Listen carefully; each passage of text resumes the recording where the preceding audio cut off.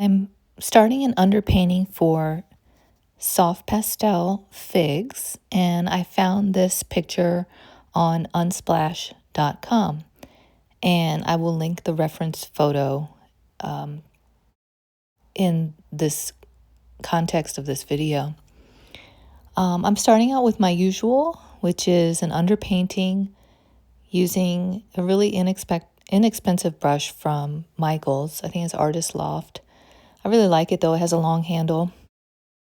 I'm using raw umber and then some burnt sienna to block in the shapes and the values of the figs. And by the way, this is watercolor. And I'm using Clairefontaine Pastel Matte in a toned color of gray. And this is sped up a little bit as well. And so I always start my pastels, I would say pretty much all the time, sometimes not, but pretty much most of the time, with an underpainting of raw umber and burnt sienna to block in the shapes and the values. And I usually use Pastel Matte or Canson Me Tints Velvet. And so here I let the paint dry and came back to it and was trying to determine what colors to use for the inner part of the fig. And I had a hard time finding the right color. I didn't really have the purple, kind of like the dark purple needed for the inside of the fig, so I had to make it work with other colors. So I'm using kind of like an orange and a medium purple and overlapping.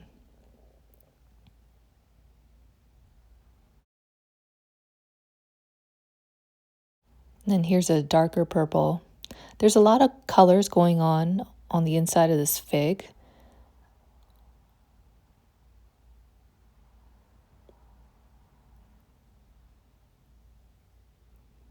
And so I'm kind of using like little motions back and forth because I see the inside of the fig has kind of like little, it looks like seeds almost, but the fruit has texture to it. So I'm trying to create that with the movement of the pastel. And here I'm adding like a brownish red color.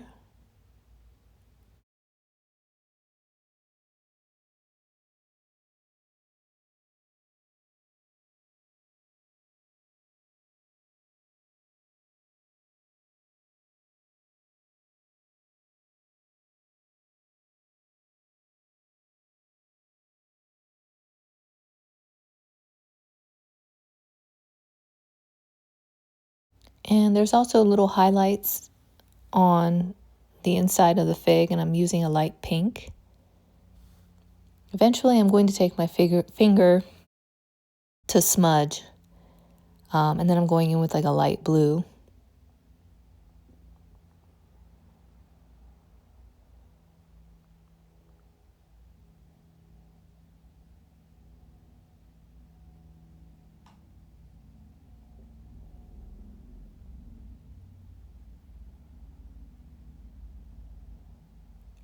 And then in the very center I'm using black for the very dark part of the inside of the fruit. And this part right here is also very dark. Now, for the outer part of the fig, I used two different greens. I used this one, and then I used kind of like a warmer green as well. And so I'm taking the color and I'm moving it around. So I have the color distributed throughout the painting. And my lines are pretty thick, but I'm going to clean that up when I go in with the background. And here's that more yellowish green.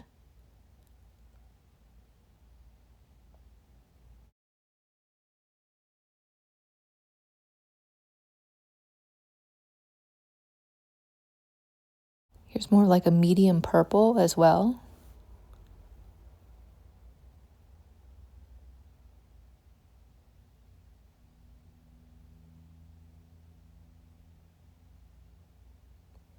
And this is like an eggplant color.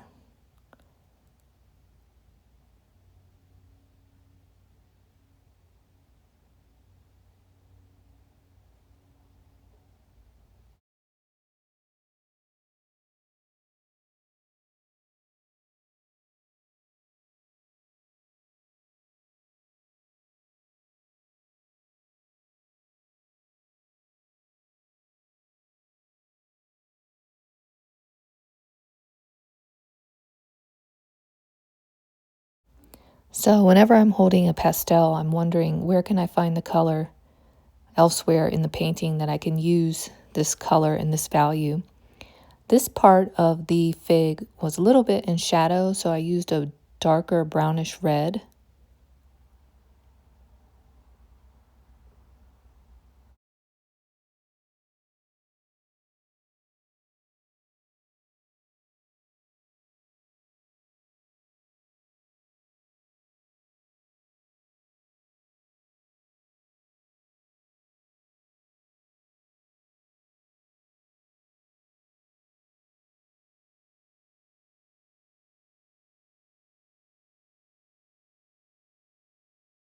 And here are some hints of pink as well. So I did edit this video every time my hand left was out of frame and I was deciding which color to pick.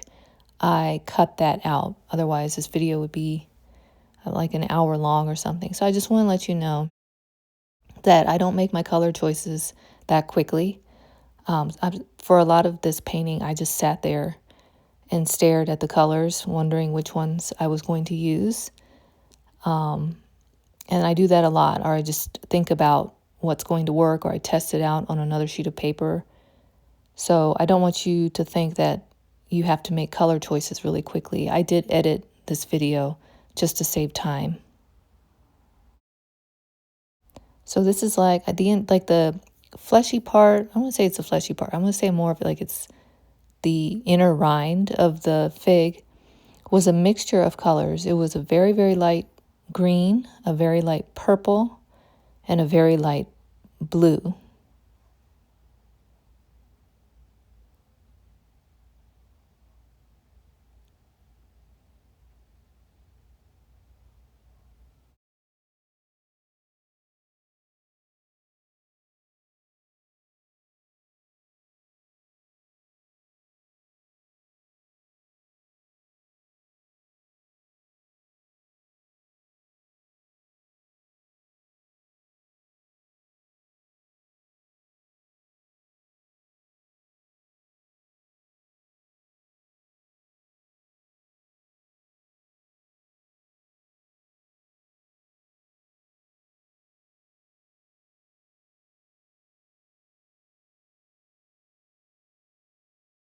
So there are some people who don't use their finger to smudge. However, I like soft edges. I think that personally, I think a lot of soft edges look good. But some people don't use their finger to smudge, and sometimes I don't either. Actually, it depends on the painting, but for this one, I really wanted everything to look kind of soft. And other times I'll use the actual pastel to smudge. But a lot of times I do use my finger, and I like the way that creates soft edges.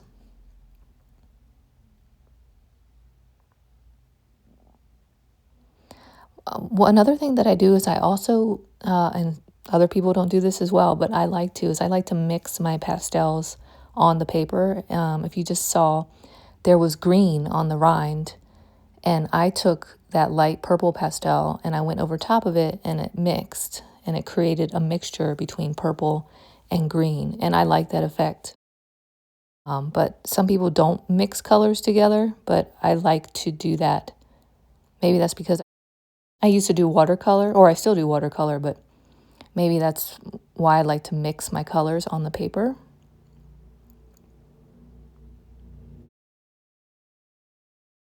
And so all of this right here is way too defined for me. So I'm just taking my finger and I'm softening the edges.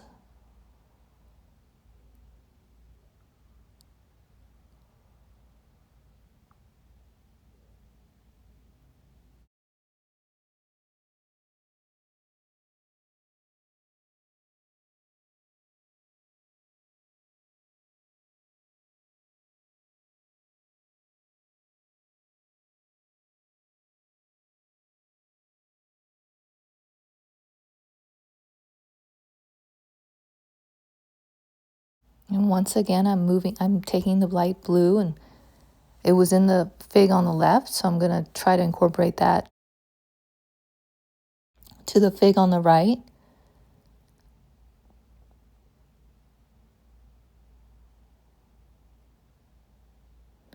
And you can see that the pastel dust is falling into the tape.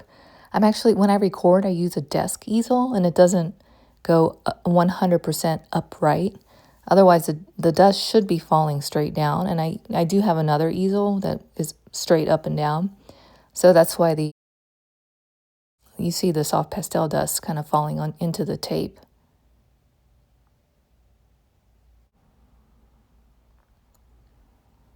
So once again, using the black. Some people don't use black. They say never use black or white. I do. I use black because sometimes in the reference photo or when you're looking at something, painting something in real life, it's black. So I will use that color sparingly just to get that darkness. And for the shadow, I'm using this kind of like French ultramarine blue.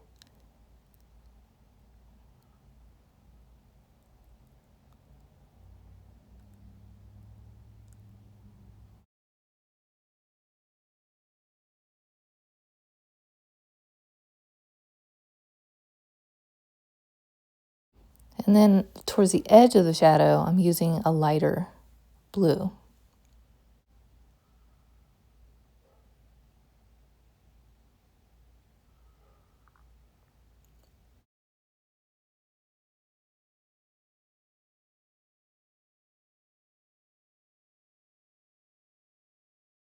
So here I'm mixing the blue.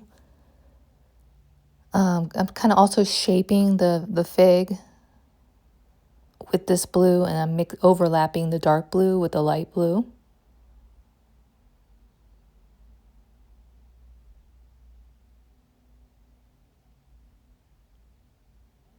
Because I know with shadows, the shadow closest to the form is darker, and then it kind of gets lighter usually. There's a saying that a color is always dead without its complement. I try to remember that all the time. So the complement of blue is orange. So I added some orange into there and blended it out with my finger. And right there, I'm trying to create a lost edge. Although there's not many opportunities in this painting to create a lost edge. A lost edge is when the edge of the object you're painting is invisible or there is no edge. It kind of blends into the shadow or whatever the background. And I always like that effect, but there weren't too many opportunities in this particular painting to create that. For the background, I'm using a mixture of a cool yellow, it's almost like a peach actually, and then like a golden yellow. And right there I'm shaping the fig because actually the rind is very thin and I had made it too thick.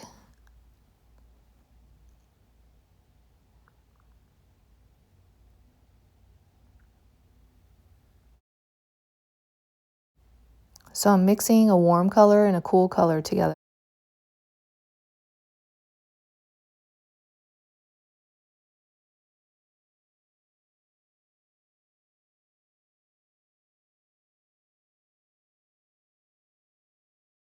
Here I'm trying to add just a little bit of I don't think it really worked out. I want to add a little bit of like sparkle within the shadow. I guess you can still kind of see it. So the fig on the right is in shadow. And so I'm making the background, that part of the background actually cooler. So I'm using that peach.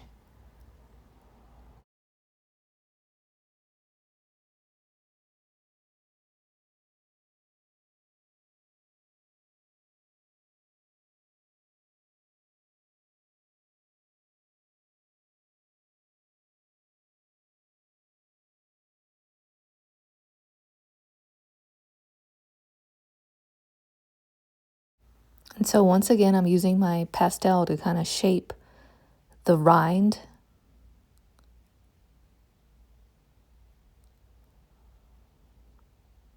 I don't have many fingers left that don't have pastel on them. Ideally, you should have, like a wet paper towel or something so you can wipe your hands, but I didn't. I'm just kind of smudging the seeds, or kind of like the fruity part is just too defined for me, so I'm smudging that out.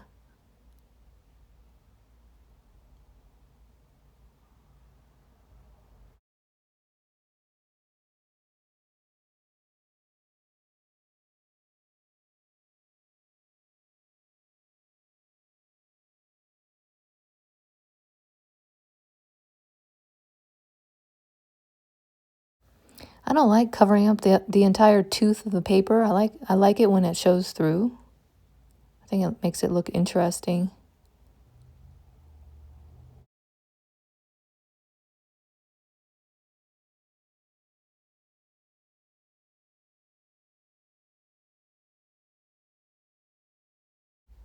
I'm just smudging the edges of the shadow. It's too defined. Want it to be soft. And I really like how this turned out. As always with pastel, it starts out as a kind of a mess, and you wonder if things are going to work out, but you have to keep going. That's just the way it is with most mediums, actually. You just have to keep going, and it starts looking better and better. I'm just adding some finishing touches, some more smudges, softening the edges.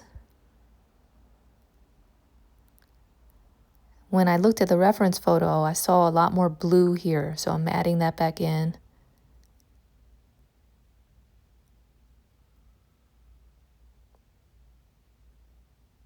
There's some more green here, like this yellowish green.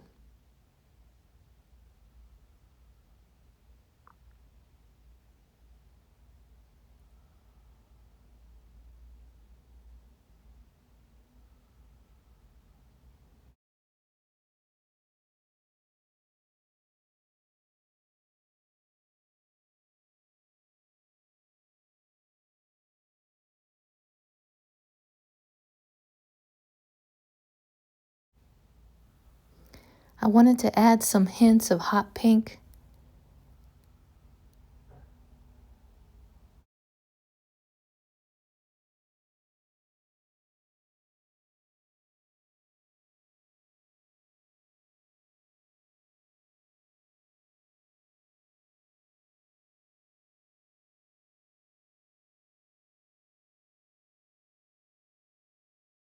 Yeah, it's way too defined. So once again, taking my finger and smudging. But I really like how that hot pink looks.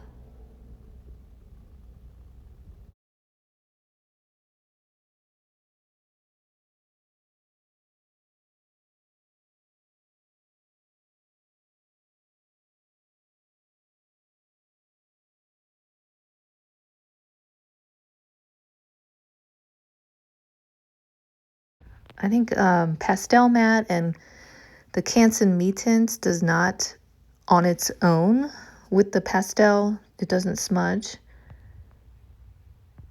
And there's the finished figs. Really happy with how that turned out. think it looks really impressionistic. And here is the taking off of the tape.